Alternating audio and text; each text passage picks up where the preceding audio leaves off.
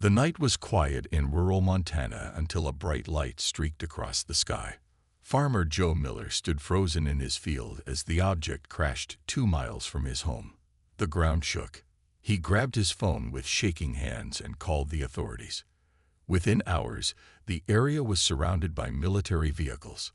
Navy Commander Jack Miller stepped out of a helicopter, his face serious as he surveyed the smoking crater. He had been pulled from his daughter's birthday party for this. Whatever had crashed was clearly not from Earth. "Set up a perimeter. No one gets in or out without my say-so," he ordered. The soldiers moved quickly, establishing a secure zone around the crash site. Scientists in hazmat suits approached the wreckage carefully. The metal of the craft was unlike anything they had seen before. It glowed faintly blue in the darkness. Dr. Olivia Wright, a specialist in xenolinguistics, walked beside Commander Miller. "If something's alive in there, we need to establish communication," she said, clutching her specialized equipment. A section of the craft suddenly slid open. The soldiers raised their weapons. Commander Miller held up his hand, signaling them to hold fire. A figure emerged, tall and thin with blue-gray skin. It had 4 arms and large black eyes that reflected the floodlights like mirrors. "Lower your weapons," Commander Miller ordered. "We don't want to start an interstellar incident." Dr. Wright stepped forward slowly. The alien made sounds that seemed like language. Wright's computer began analyzing the patterns. After several tense minutes, her translation program started converting the sounds to English. "Greetings, Earth beings. I am Zexkor of the Thraxian Scout Fleet. My ship was damaged by an unexpected solar flare. I request assistance." Over the next few days, as Zexkor's ship was repaired, Earth learned startling news. The galaxy was full of intelligent life. Earth was located in what aliens called a dead zone, an area with unusual cosmic radiation that had hidden it from detection for centuries. This explained why Earth had never been contacted before. "Your planet sits at a strategic point between 3 major powers," Zexkor explained to the United Nations representatives. "The Galactic Confederation, the Valrethi Dominion, and my people, the Thraxian Empire." World leaders were shocked. In 1 week, humanity went from believing they were alone in the universe to learning they were in the middle of a complex galactic political situation. A month later, a delegation from the Galactic Confederation arrived in a massive ship that hovered over New York City. They offered Earth membership in their organization as a protected, non-voting entity.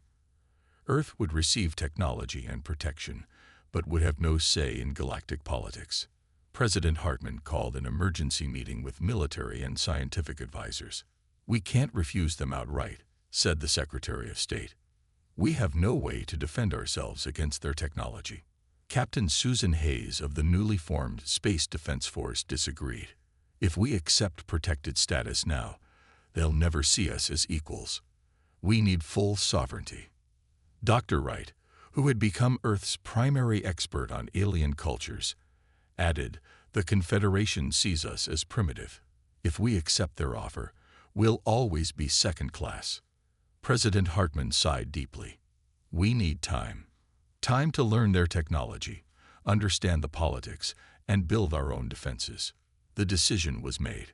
Earth would officially accept protected status while secretly planning for independence. The Confederation installed advisors in major cities and provided limited technology as a show of goodwill. As the alien ships departed, Commander Miller stood with Dr. Wright watching the night sky. "Do you think we made the right choice?" he asked. She looked at the stars with new eyes. "We did what we had to do. But mark my words, Jack. Humans won't be satisfied being anyone's protected species for long." Earth began its journey into galactic society cautiously. On the surface, they were grateful newcomers. Behind closed doors, they studied every piece of alien technology, prepared for possible threats, and made plans. Humanity had survived on Earth by being adaptable, clever, and, when necessary, fierce. Those same qualities would serve them well among the stars. 5 years passed since first contact. Earth had changed a lot. Ships from across the galaxy now visited regularly. Humans traded with alien merchants for technology and resources. Most people were excited about the new opportunities, but some leaders worried about Earth's future. Lieutenant Eric Patterson walked through the busy spaceport in what used to be San Diego. Alien ships of all shapes and sizes filled the landing pads. He watched a group of Thraxian traders unloading cargo from their vessel. Something caught his eye. The engine components they were selling to Earth representatives looked different from the ones he had seen on their own ships. He took pictures secretly and brought them to Dr. Amanda Collins at Earth's research facility. Dr. Collins had become famous for her work studying alien technology. She examined the images with a frown. "These are at least 3 generations behind what they use themselves," she said. "They're selling us outdated technology at premium prices." This discovery wasn't surprising. Over the past few years, Earth had realized that the Galactic Confederation wasn't being entirely honest. They provided just enough technology to keep Earth dependent, but not enough for true advancement. The U.S. Defender, Earth's first faster-than-light capable vessel, had been built with Confederation help. It was impressive to humans, but considered slow and weak by galactic standards. Captain Jeff Howard commanded the ship with pride, despite its limitations. Dr. Collins didn't just study alien technology, she improved it. Working in secret labs beneath the Rocky Mountains, she and her team took apart alien devices and rebuilt them with human innovations. They discovered that many alien races had stopped innovating centuries ago, relying on established technology rather than exploring new ideas. Humans have something they don't, Dr. Collins told military leaders during a classified meeting. "We think differently. We see solutions they've overlooked." Earth's biggest test came when ships from the Volrethi Dominion appeared near Jupiter. The large insect-like aliens claimed rights to mine Jupiter's moons for rare minerals. They didn't ask permission. They simply informed Earth of their decision. Major William Carter and his squad of 20 Marines were sent to Ganymede on a small patrol ship. Their orders were to monitor the Volrethi, but avoid conflict. The Volrethi ships were massive compared to Earth's vessel. Carter watched as the aliens began setting up mining equipment. Then he noticed something alarming. One group of Volrethi was attacking settlements belonging to peaceful Rigelian traders who had established legal mining operations months earlier with Earth's permission. "We can't just watch them kill innocent beings," said Sergeant Linda Franklin. Major Carter agreed. Despite orders to avoid engagement, he led his small team to defend the Rigelians. The Marines used their environment suits and knowledge of low-gravity combat to surprise the Volrethi. Though outnumbered, the humans moved faster and thought more creatively than their opponents. Within an hour, the Volrethi retreated to their ships. When Earth filed a complaint with the Galactic Confederation, they were shocked by the response. The Confederation representative simply stated that, as a protected world, Earth had no authority over its own solar system's resources. President Hartman called an emergency meeting with top military and scientific advisors. The message was clear. Earth needed to become stronger or risk losing everything. "We need our own fleet," said Captain Susan Hayes, now promoted to admiral. "Not the outdated ships they're willing to sell us, but vessels designed and built by humans, for humans." The leaders agreed. Earth would continue to appear cooperative while secretly preparing for independence. Every nation contributed resources and scientists to a hidden project on the far side of the moon, away from alien observation. Dr. Collins held up a small device in her hand during the final briefing. "This contains our first breakthrough. We've improved their shield technology using principles they abandoned centuries ago. They think these methods are obsolete, but we've made them work better than anything they have." Earth had started its journey from student to master. The learning curve was steep, but humans were climbing it faster than anyone in the galaxy expected. 10 years after first contact, Earth's leaders gathered in a secret underground facility beneath the Antarctic ice. Away from alien monitoring devices, General Diane Foster stood before world representatives. Her uniform was crisp, her eyes determined as she presented what would change humanity's future. "I call it the Neo-Sparta Initiative," she said, pointing to plans displayed on large screens. "Every nation will contribute resources to build a fleet unlike anything the galaxy has seen." The room was silent as General Foster explained. Earth would transform itself into a military power while appearing peaceful to outsiders. Hidden facilities on the far side of the moon and deep in Earth's oceans would build ships designed with unique human innovations. "The aliens think we're just copying their technology," said Dr. Kevin Mitchell, the lead scientist for the project. "But we're actually improving it." He demonstrated a new shield system that used principles alien races had abandoned centuries ago, considering them obsolete. In human hands, these old ideas became powerful new weapons. Commander Ryan Phillips, a test pilot for the new vessels, shared another surprising discovery. "Humans have better reflexes and spatial awareness than most alien species," he explained. "Our ships are smaller but faster. We can outmaneuver anything in the Confederation fleet." The first ship built under the initiative was the U.S. Shadow. It used a combination of alien stealth technology and human innovation to become nearly invisible to sensors. Its mission was simple: gather intelligence about Earth's potential enemies. Lieutenant Lisa Morgan led a team of computer specialists who worked with the Shadow's crew. They infiltrated alien networks, stealing tactical information and fleet movements. Each mission provided valuable data that shaped Earth's growing military doctrine. "We need to understand how they think, how they fight," said Morgan. "Their battle tactics haven't changed in hundreds of years. They've forgotten how to adapt." While Earth's secret military grew stronger, its public face remained humble and compliant. Alien delegations visited regularly, believing they were monitoring a primitive species slowly learning galactic ways. They never suspected the truth. The Confederation assigned an advisor named Krelax to oversee Earth's development.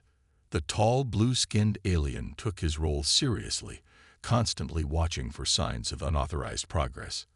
Earth's leaders played their parts perfectly, showing him exactly what he expected to see while hiding their true advances. "Humans are progressing at an acceptable rate," Krelax reported to his superiors. "They remain dependent on Confederation guidance and technology." Meanwhile, on Mars, Earth had established its largest shipyard in a massive underground canyon. Hidden from orbital scans by special shielding, thousands of workers built vessels that combined the best of alien technology with human ingenuity. Dr. Mitchell's team made another breakthrough when they discovered how to improve weapon targeting systems. Alien weapons were powerful but slow to lock onto targets. Human versions could track and hit moving objects with much greater speed and accuracy.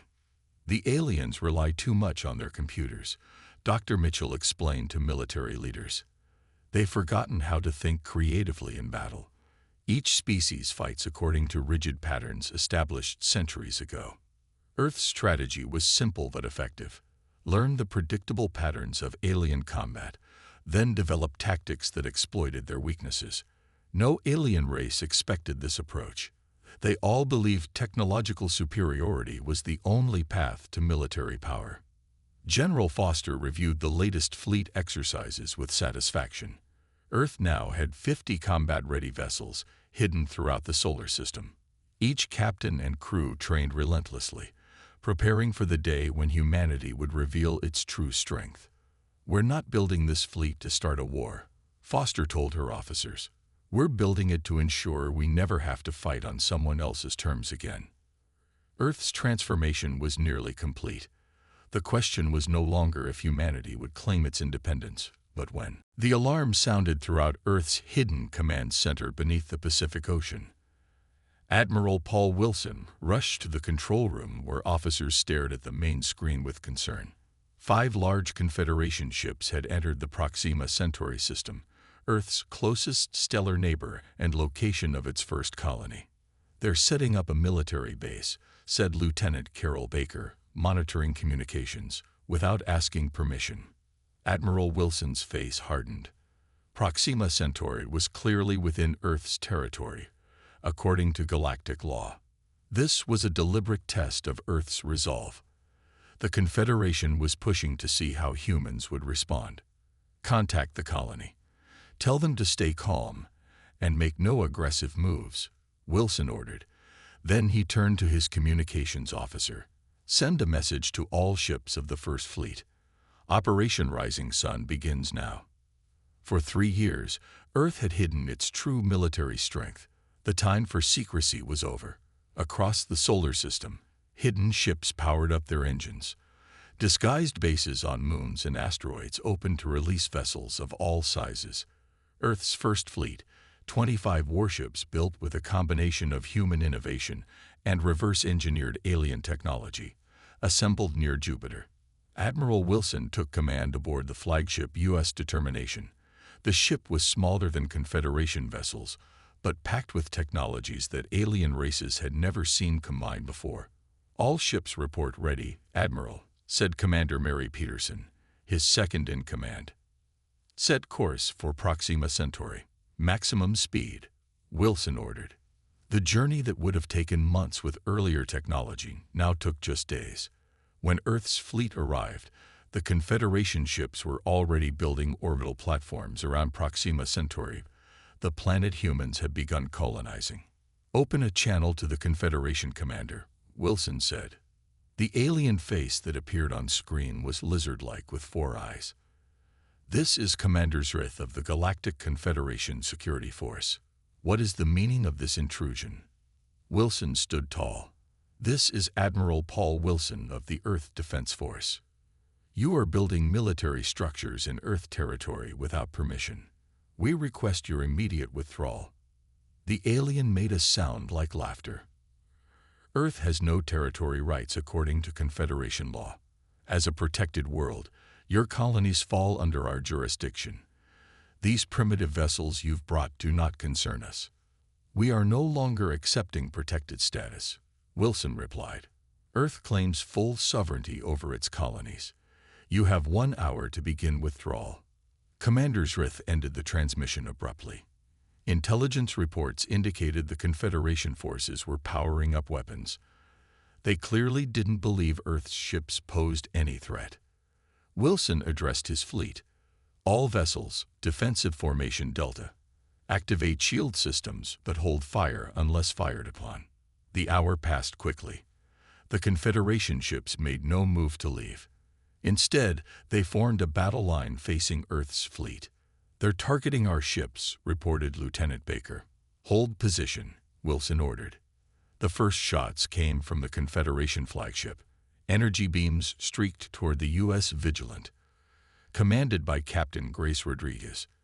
The beams hit the ship's shields, which flared bright blue but held firm.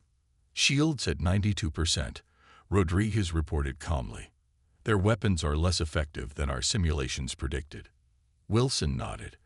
"Execute Maneuver Omega-6. Target weapons and propulsion systems only. Minimal force." Earth's ships moved with surprising speed, breaking formation in ways the Confederation had never seen. Their targeting systems, enhanced by human reflexes and thinking, hit with precision. The Confederation ships struggled to track the smaller, faster human vessels. The U.S. Vigilant slipped behind the Confederation flagship and fired precisely calibrated shots that disabled its main engines and weapons without causing catastrophic damage. Other Earth ships did the same to the remaining Confederation vessels. Within 20 minutes, all 5 Confederation ships floated helpless in space, unable to fight or flee.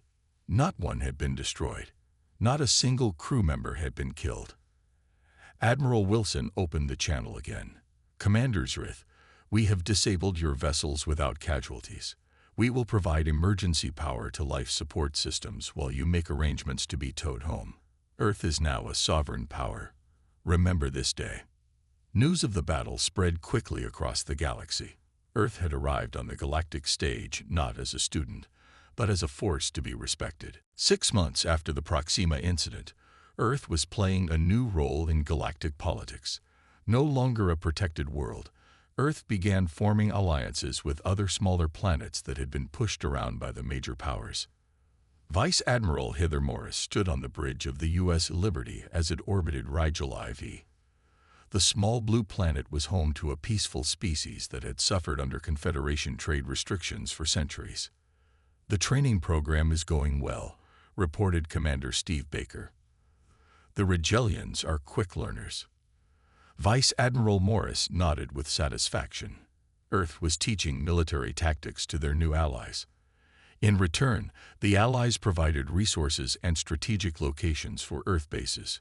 "Our alliance network now includes 7 star systems," Commander Baker continued. "The major powers are starting to notice." That was exactly what Earth wanted. Since revealing their military capabilities, humans had followed a careful strategy. They did not seek to conquer or control other worlds. Instead, they offered fair partnerships and protection from bullying by larger powers. Commander Peter Thompson had become famous across the Alliance for his innovative battle tactics. He taught smaller ships how to work together to defeat larger vessels. His ideas went against traditional galactic warfare, where bigger ships always won. "The aliens think size and power are everything," Thompson explained to a group of officers from 3 different species. "But speed, coordination, and surprise matter more." Back on Earth, Dr. Laura Bennett worked with her team to create a new weapon system. The Sentinel drones were small, unmanned craft that confused enemy targeting systems. They moved in unpredictable patterns that alien computers couldn't track. "Most alien races rely too much on preset battle programming," Dr. Bennett told military leaders. "Their computers can't handle randomness the way human minds can." Earth's reputation grew when the Valrathi tried to invade the Rigelian Commonwealth. A small Earth fleet, supported by newly trained Rigelian ships, easily defeated the much larger alien force. The victory made headlines across the galaxy. The major powers began secret meetings to discuss the human problem. Earth's intelligence network, now spread throughout the galaxy, learned of these discussions. Captain Jason White, commanding Earth's most advanced stealth ship, the U.S. Phantom, recorded one such meeting. "The humans are expanding too quickly," said the Thraxian representative. "They encourage rebellion among our subject worlds. They must be contained." The recording was played for Earth's Joint Defense Council. President Hartman listened with concern. "They see us as a threat to the old order," said Admiral Wilson. "They're planning to isolate us, cut off our alliance network, and eventually force us back to protected status." The room was quiet as everyone considered the implications. Earth had come too far to go back.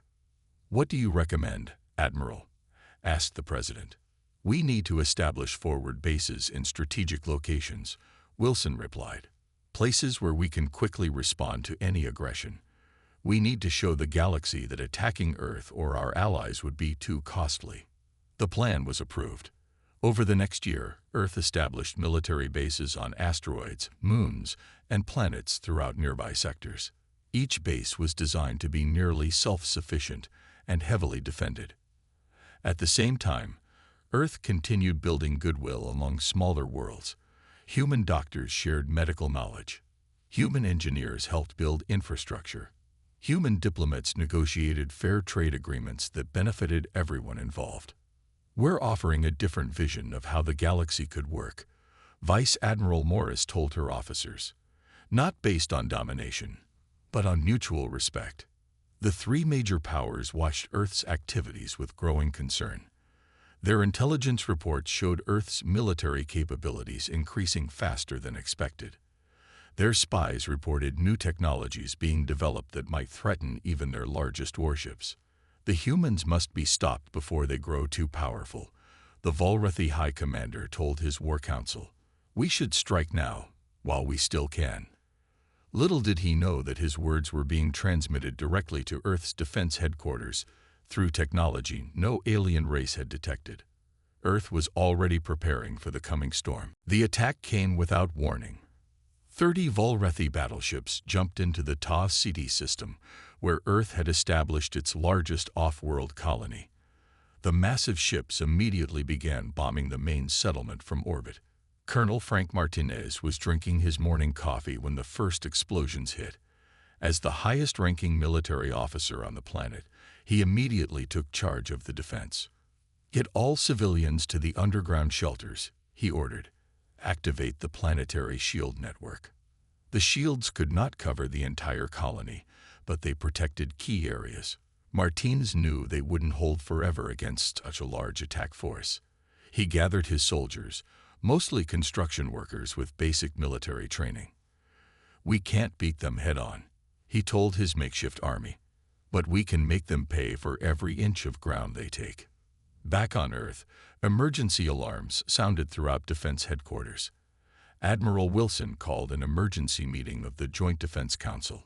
"The Volrathi have launched a surprise attack on Ta City," he reported grimly. "They clearly believe they can overwhelm us before we can respond." President Hartman looked at the tactical display showing the enemy fleet positions. "How quickly can we get forces there?"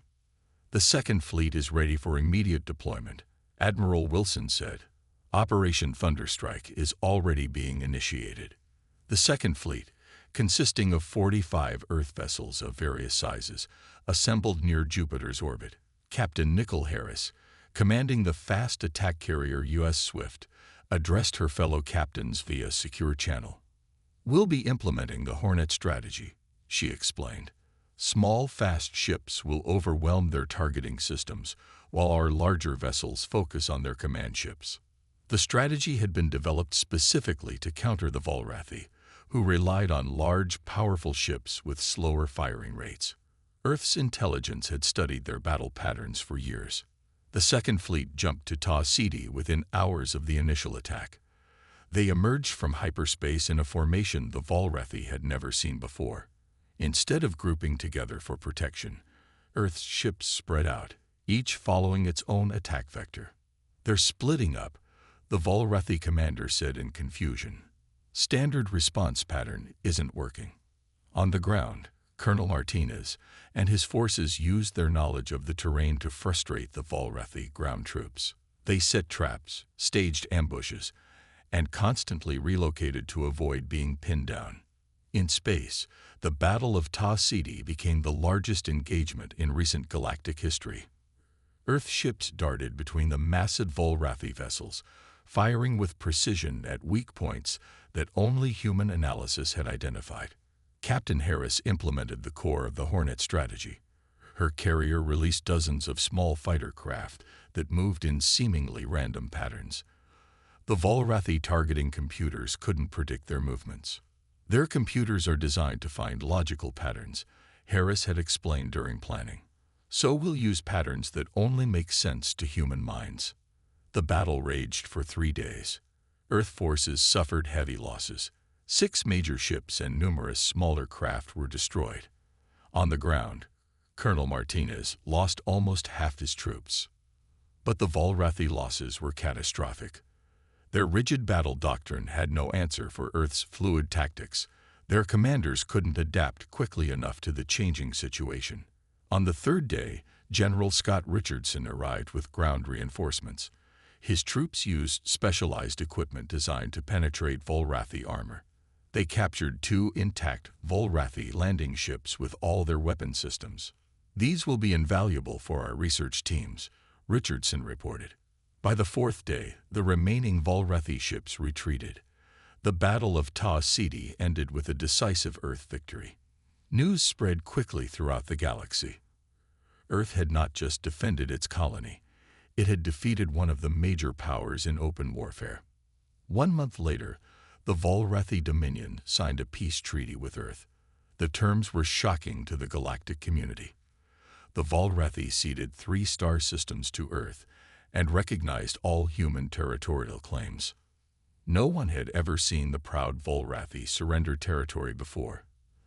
The message to the galaxy was clear. Earth was not just another emerging power.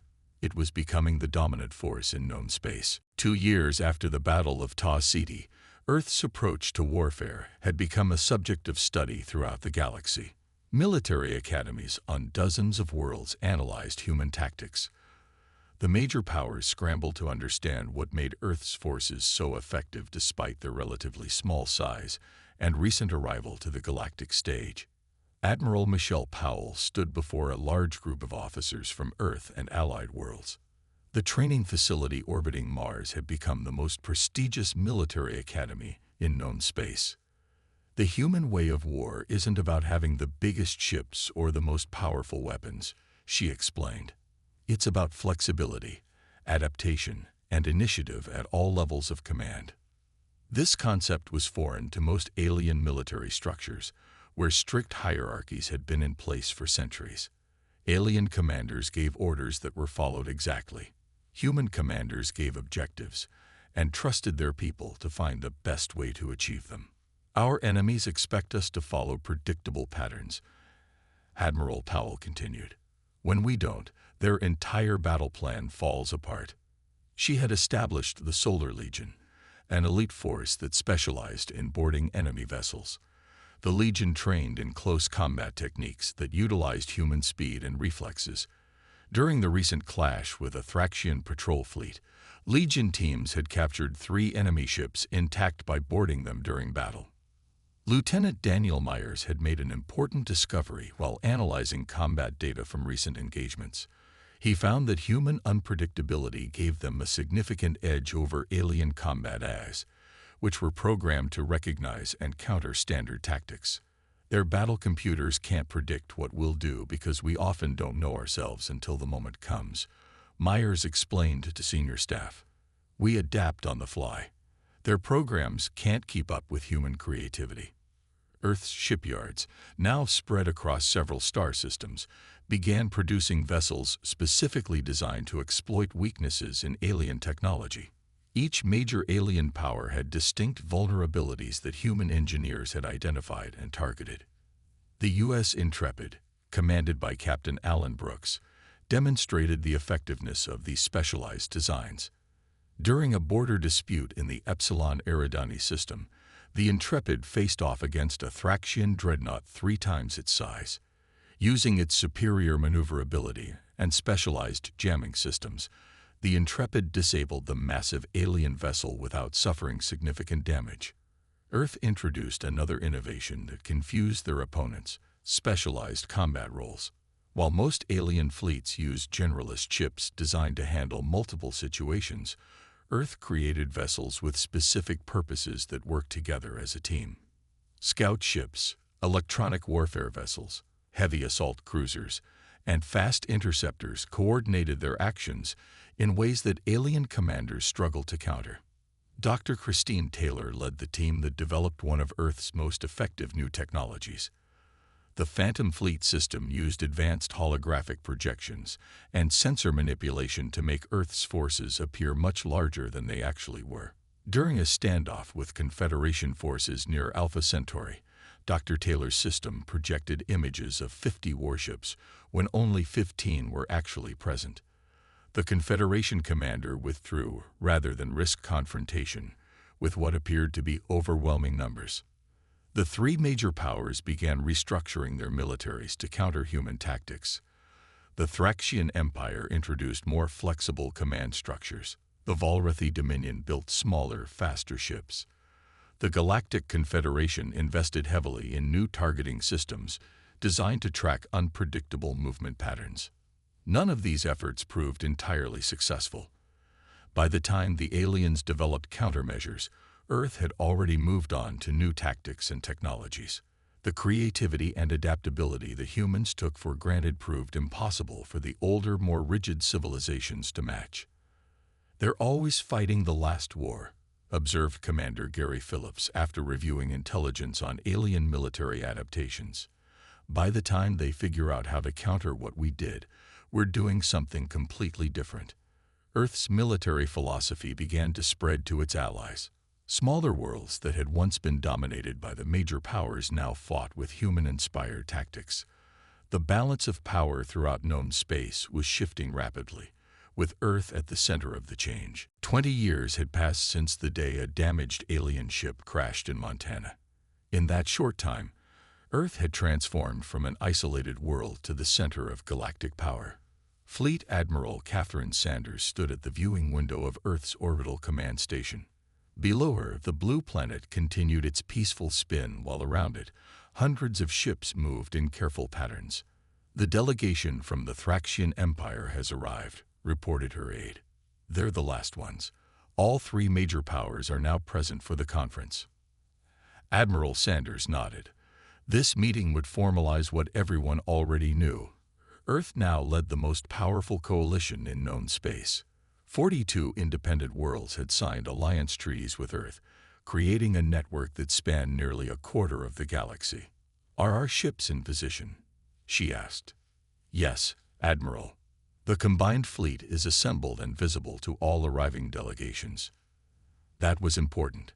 The display of Earth's military might wasn't meant as a threat, but as a reminder. The fleet consisted of over 200 vessels of Earth design plus contributions from allied worlds. No single power had ever assembled a force of this size before. In the main conference chamber, Ambassador Jeffrey Clark prepared to present Earth's proposal. After years of conflict and tension, Earth was offering a new framework for galactic relations. The Mutual Defense Accord would guarantee protection for all signatory worlds, regardless of size. "We're not seeking to rule," Clark explained to representatives from over 60 worlds. "We're establishing a system where aggression against any member is treated as aggression against all." The Galactic Confederation, the Volrethi Dominion, and the Thraxian Empire had little choice but to participate. Earth's economic and military power had grown too great to ignore. One by one, their representatives agreed to the terms of the Treaty of Luna, which established new galactic laws governing trade, territorial claims, and military activities. "The era of the strong dominating the weak is over," Ambassador Clark declared as the treaty was signed. "From now on, all worlds have the same rights and protections under galactic law." Back on Earth, Dr. Ben Crawford finalized the most closely guarded human secret. The Helios Protocol was a weapons system unlike anything the galaxy had seen before. It could disable any vessel or installation without causing physical damage or harm to living beings. "We need it as a deterrent only," President Hartman told the Joint Defense Council. "Its existence ensures no one will ever attempt to destroy Earth or our allies." News of the protocol's existence was carefully leaked to the three major powers. No details were provided, only the assurance that it was powerful enough to resist any aggression. The bluff worked perfectly. None of the former powers were willing to test whether Earth was exaggerating. The galaxy entered a period of unprecedented peace. Trade flourished between worlds that had once been enemies. Scientific cooperation led to breakthroughs in medicine, energy production, and environmental restoration. Earth's emphasis on individual initiative and creative thinking spread to cultures that had been stagnant for centuries. Captain Richard Edwards commanded the U.S. Peacekeeper on its maiden voyage. The ship was different from any in Earth's fleet. Instead of weapons, it carried the most advanced scientific equipment ever created. Its mission was exploration rather than defense. "We're entering the Sagittarius Arm," Edwards reported to Earth Command. "No ship has ever mapped this region before." The most remarkable aspect of the mission was its crew. Alongside humans served representatives from 12 different species, including members of the former major powers. They worked together, combining their unique perspectives and abilities to explore the unknown. As the Peacekeeper ventured into uncharted space, it symbolized Earth's new role in the galaxy. From fearful newcomers to respected leaders in just 2 decades, humans had changed the course of galactic history. "Set course for the next star system," Captain Edwards ordered.